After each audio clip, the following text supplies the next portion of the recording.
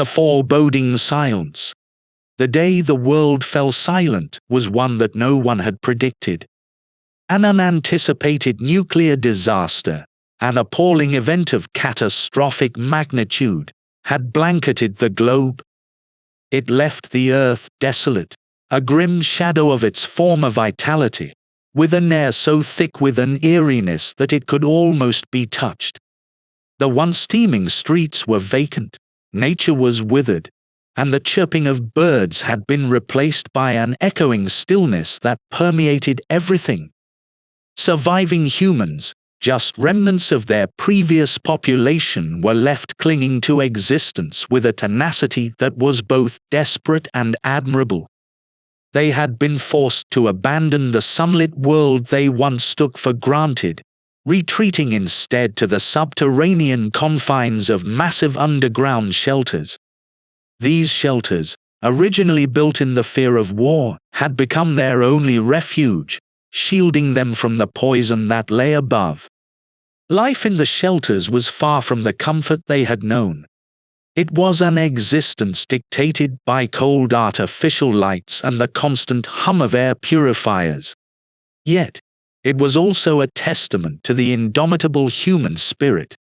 Mothers continued to raise their children, teachers gave lessons, and people laughed, cried, and loved. It was not the life they had chosen, but it was life nonetheless. In the heart of the shelters, shielded by layers of protective concrete and reinforced steel, were the scientists. These were the brightest minds of the post-apocalyptic world, working tirelessly on a mission as monumental as it was crucial, to cleanse the radioactive aftermath that had choked their planet. They dove headlong into their research, poring over countless texts, running endless simulations, and conducting experimental trials. Their workspaces were a chaos of ideas and innovation, with each passing day bringing them a step closer to an answer. It was in these bustling laboratories that hope, the most precious commodity in their bleak world, was manufactured. Thus, the earth, desolate and silent, was not dead but lying in wait. Beneath its scarred surface, life clung on and prepared to rise once more. In the echo of the foreboding silence, a testament to the past, a promise for the future was taking shape. The glowing dawn. One quiet morning, while most of the shelter inhabitants were still nestled in their slumber, a sudden blip on the radar screen stirred the otherwise calm control room. The device, originally meant to detect any changes in radiation levels, was now indicating something entirely different. It was a blip that was new, uncharted, and mystifying. The guards on duty, initially startled, found their curiosity piqued. As dawn broke, the strange phenomenon was inspected further. The scientists were called upon, blinking against the harsh fluorescent lights, dragged from their beds to make sense of the anomaly. And as they analyzed the data, brows furrowed and eyes widened, a startling realization began to take shape. The source of the blip wasn't just an irregularity in radiation, it was an indication of something alive, thriving in the harsh conditions on the surface. A new form of life, unlike anything documented in the annals of biological history, had emerged amidst the unforgiving radiation. The scientists, awestruck and bewildered, christened these beings the C-rays. The name was a tribute to their ability to harness the lethal C radiation, a force so destructive it had brought humanity to its knees. As they delved deeper into their analysis, the power of the C-rays became ever more apparent. These beings were not just surviving in the radiation-filled wasteland that the world had become, they were thriving in it. Not merely resilient to the radiation, the C-rays seemed to be capable of absorbing and transforming it, turning a deadly force into a source of life and energy. They existed in an ecological niche no other being could even endure. let alone dominate. A wave of excitement mixed with trepidation swept through the shelter. For the first time since the cataclysm, a beacon of possibility had cut through the gloom of their existence. The sea rays, beings of unfathomable power and mystery, held promise and peril in equal measure. As the inhabitants of the shelter huddled around screens, watching the images of the glowing sea rays, a new chapter in the tale of their survival was being written. The brave New World A-team of explorers, chosen for their courage, intelligence, and adaptability, were selected for a mission of utmost importance. Their task was as dangerous as it was groundbreaking. To venture onto the surface of the post-apocalyptic world and establish contact with the sea rays. The surface was a stark, barren landscape, transformed by radiation and littered with the remnants of a world long past. A sense of eerie silence was omnipresent, only broken by the occasional whispers of the wind. The explorers traversed this desolate wilderness, armed with their survival gear, and more importantly, their indomitable spirit and hope.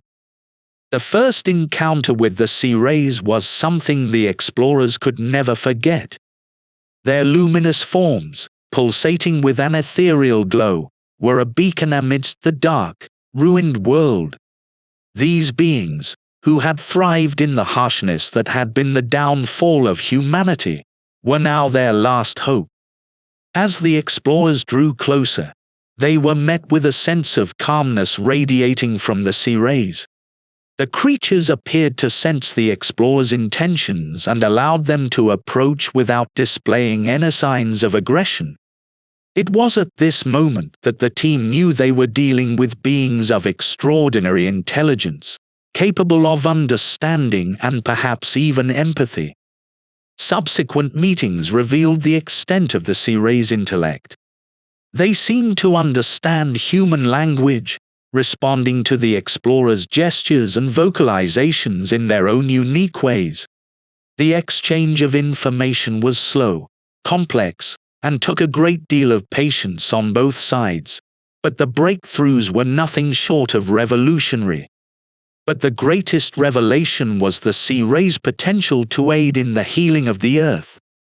Their natural ability to absorb and cleanse radiation could be the key to reversing the nuclear devastation. The explorers, with the help of their new allies, began the process of purifying the areas highest in radiation, marking the first steps towards recovery. It was a monumental task. But the alliance between humans and sea rays sparked hope in the hearts of the underground survivors. It became a symbol of resilience and unity amidst adversity.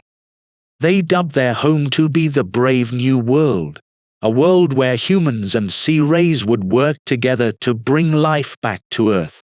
The explorers' journey was just the beginning. Their actions sparked a new era, one of cooperation, regeneration, and hope. And even though they knew the path was filled with challenges and uncertainties, they also understood that with their new allies, they were no longer alone in their fight. And that in itself was a victory, the shadow over mankind. As weeks turned into months, the initial intrigue surrounding the sea rays began to fade, replaced by a growing unease. The sea rays, once perceived as distant enigmas, had begun to expand their territories, pushing their boundaries closer and closer to the human shelters. Their radiant forms, once seen as symbols of hope, were now looming threats on the periphery of human existence. Their insatiable need for radiation drove them towards the human settlements.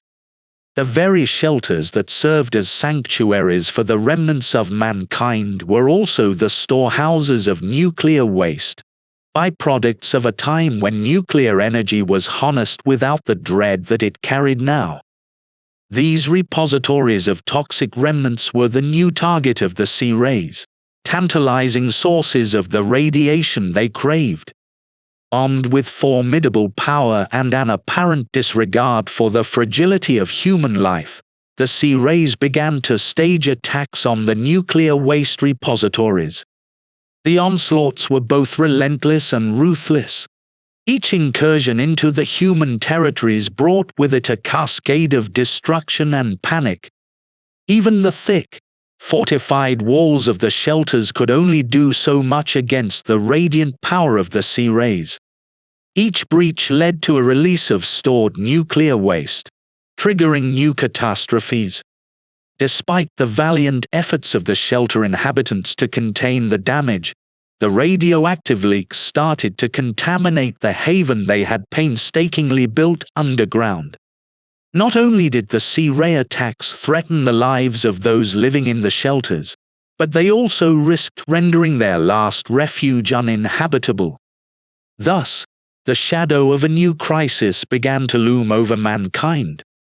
The once silent dread was now replaced by a tangible threat, an adversary that held the power to decimate what little remained of the human race. The Sic-Fis, once a source of hope and wonder, had turned into harbingers of a potential apocalypse, casting a long and formidable shadow over mankind's struggle for survival. Stand against the Titan. As the shadow of the Sic-Fis loomed larger, the spirit of human resilience began to awaken. The inhabitants of the shelter, far from surrendering to the impending doom, rallied together. They had survived the apocalypse once, and they were resolved to survive again. Led by a council of the most skilled and seasoned among them, strategists, former military personnel, engineers, and scientists, the human resistance began to take shape. With their survival at stake, they embarked on devising a plan, as audacious as it was desperate, to fend off the Sic-Fis. Central to their strategy was the very source of the Sic-Fis' strength, their dependence on radiation. The humans decided to leverage this need, turning it from a source of power into a vulnerability. The nuclear waste repositories, the targets of the Sic-Fis' attacks, were to become the fulcrum of their strategy. An intricate plan was crafted to lure the Sic-Fis into a trap. The repository, fortified but seeming vulnerable, was to be the bait. Unbeknownst to the Sic-Fis, it would be laden with far more than just nuclear waste. Hidden within the repository would be a trap, a failsafe designed to contain and immobilize the radiant beings. Engineers and scientists worked in concert, laboring day and night to make this audacious plan a reality. Under the watchful eyes of the guards and the hopeful gazes of the inhabitants, they fortified the repository, filled it with the most potent waste, and rigged it with an array of traps designed to counter the Sic-Fis' formidable power. Thus, with their homes at stake and their backs to the wall, the human resistance was ready to stage their stand against the radiant titans. Armed with a blend of courage, ingenuity, and desperation, they prepared to face their formidable foes. Even in the face of annihilation, the spirit of human defiance shone brighter than ever. Embrace the light. As the day of the confrontation dawned, tension hung thick in the air within the shelter. Every eye was fixed on the monitors as the Sic-Fis advanced towards the fortified repository. The trap was set, and now it was a matter of waiting for the decisive moment that would determine the fate of humankind. The Sic-Fis, drawn by the tantalizing lure of radiation, fell right into the trap. The containment measures sprung into action, ensnaring the powerful beings. As the containment field hummed to life, the shelter erupted into a tumult of joy and relief. The plan had worked. However, amidst the jubilation, an unforeseen event unfolded. The concentrated exposure to high amounts of nuclear waste seemed to trigger an evolution within the trapped Sic-Fis. Instead of the feared aggressive response, Their radiant bodies began to pulse and shimmer, undergoing a rapid metamorphosis. Their once formidable and intimidating forms softened, becoming less threatening and more harmonious. The once aggressive sea rays emerged as more peaceful beings, their energy no longer menacing but serene. Miraculously, their transformed abilities now allowed them to not just absorb radiation but also cleanse it. They became living, breathing purifiers, capable of neutralizing the very poison that had rendered the earth uninhabitable. A revelation of this magnitude required a re-evaluation of the human strategy. The council convened, deciding on a path of diplomacy rather than war. An envoy was chosen, a brave group of individuals tasked with initiating contact with the evolved sea rays. The meeting between humans and sea rays marked a historical moment. It was an encounter filled with tension, awe, and ultimately, hope.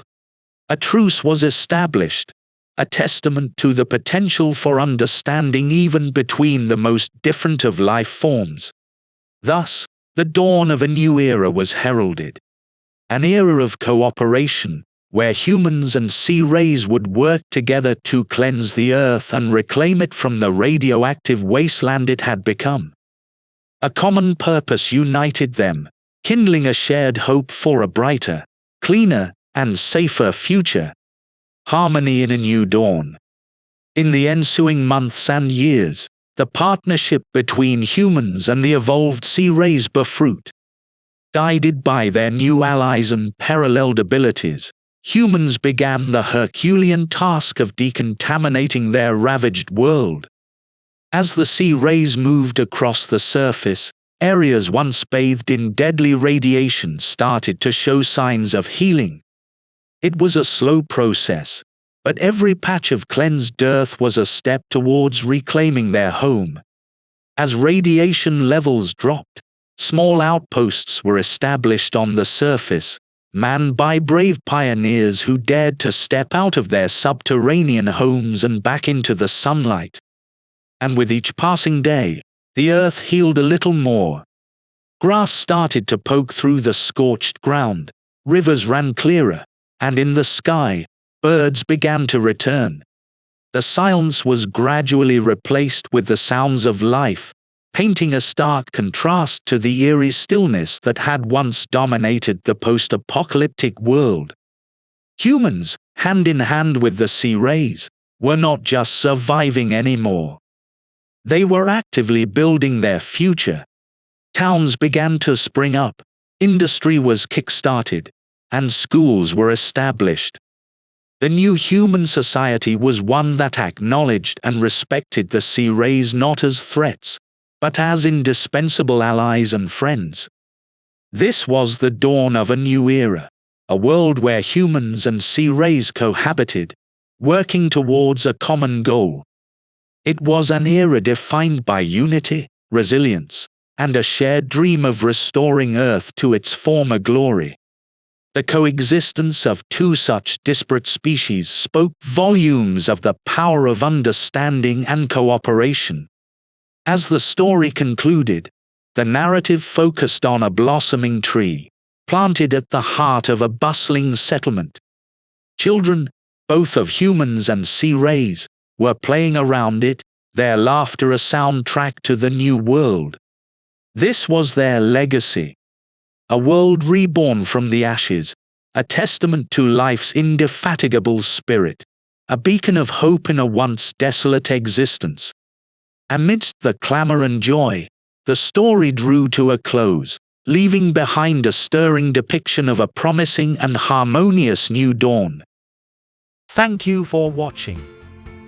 You could download the vocabulary PDF below. To stay up to date on our future videos, please subscribe and hit the notification bell, and let us know what you think in the comments below.